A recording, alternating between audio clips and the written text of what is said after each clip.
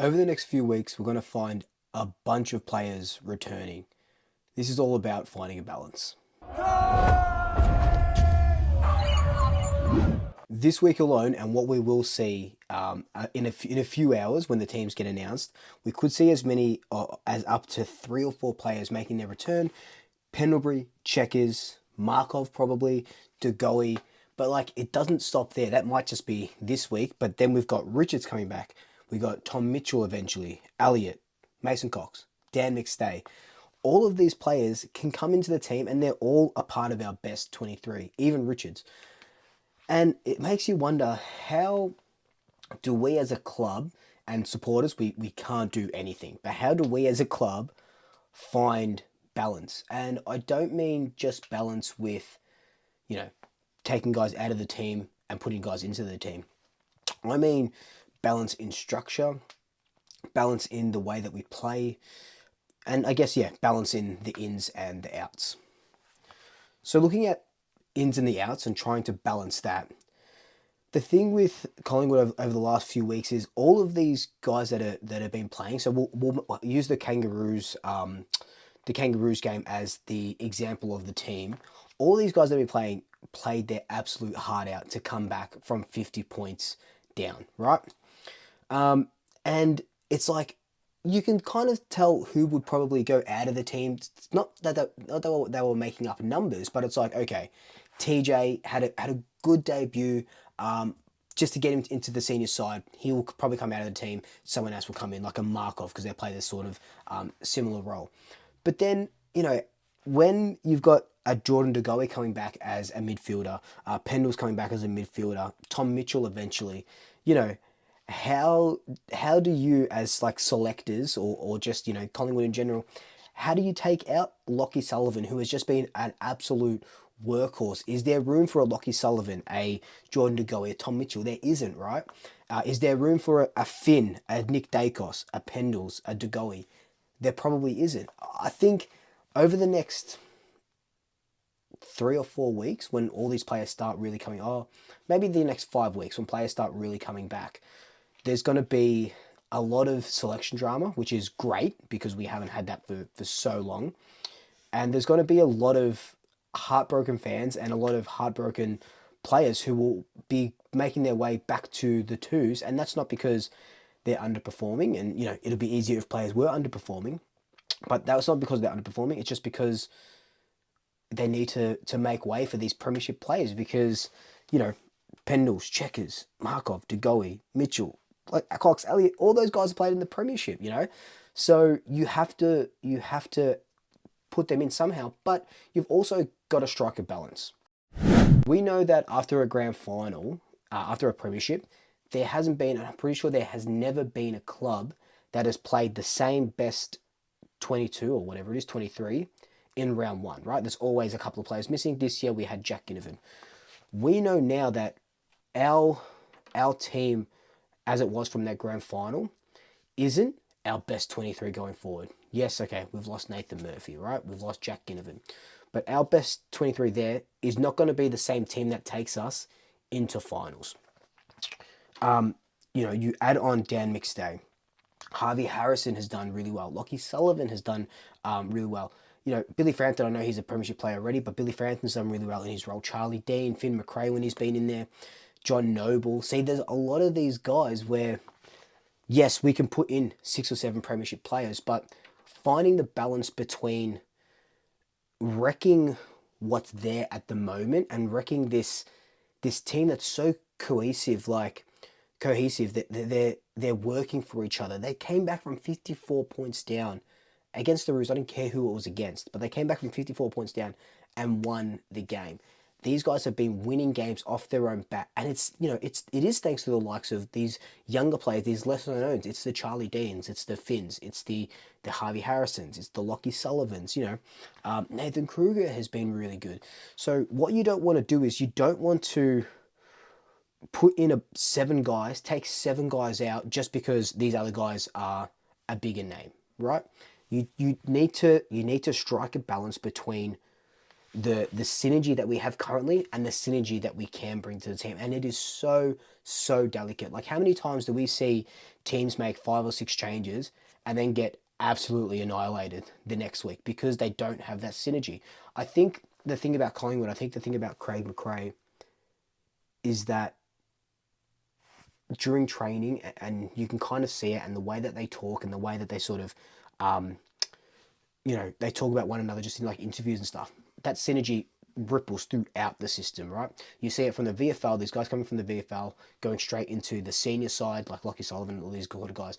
The synergy wraps around. So I don't think making as drastic changes like 5 or 6 is going to wreck us, but you still want to reward these guys that have been doing really well with these guys that are coming back from injury. So I want to look at a couple of examples, right? The first biggest one for me is Jack Crisp. Had a pretty poor start to the season. I know we all had a poor start to the season, but Jack Crisp had a pretty poor start to the season. Then you have Mitchell going down, De Goey going down, Jack Crisp going from the halfback role into the middle and being that playmaker.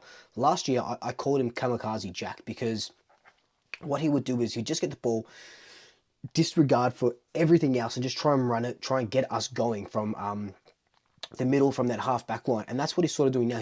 He's accumulating a lot. He's playing as a sort of rover around the ground, more midfield time. So when I say finding a balance, that's Jack's best role at the moment.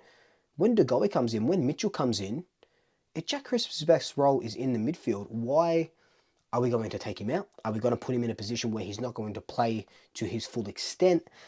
Another good example of this is Nick Dacos.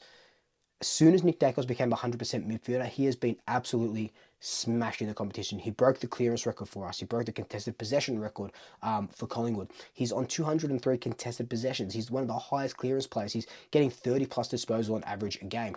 So when De Goey comes in, when Mitchell comes, when these midfielders come, when Pendles comes in, do we move Nick Dacos out of the middle? Of course we don't, right?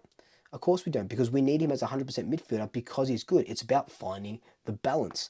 Something that I'm really, really excited to sort of see is how we find the balance with Jordan De Goey. Now, I've mentioned Jack Crisp, I've mentioned Nick Dacos in the middle. I want to see De Goey do what they did with him against Adelaide. I want to see him play predominantly forward. Yes, we love De Goey in the middle. We love what he can do. But when you've got players like Crisp and Nick Dacos performing, I think putting Jordan De Goey into the forward line just adds a different dynamic to the team. And we can see him, switch with Nick Dacos when Nick Dacos wants to rest half forward or he's getting tagged, so he wants to go into the half forward line. Switch him with Jordan De Goey. Put Jordan De Goey in for a few minutes, kind of like what they were doing with Bo McCreary, putting him into the middle when they needed a ball to sort of go through. De Goey has that speed, has that burst, but what we did with him against Adelaide, I think, is a bit of a secret weapon that we can see throughout the rest of the season, that we can see through finals, and he becomes that Dustin Martin type, 2, 3, 4 goals where he can just turn the game on its head because he's a very good midfielder, but he's a very good forward. And we saw that with Adelaide. He kicked the winning goal against Adelaide and did some really nice things coming back from injury. Another bit about finding the balance is what our forward line does look like. I mentioned Jordan De Goey. Now we're looking at Brody Myercheck, and we know that we're going to play Kruger and Myercheck. But in the forward line currently, you've got Patrick Lipinski as that sort of Taylor Adams role, that high half forward that sort of comes in, can kick a goal. Then you've got Harvey Harrison as well that does the same sort of thing. Will Hoskin-Elliott.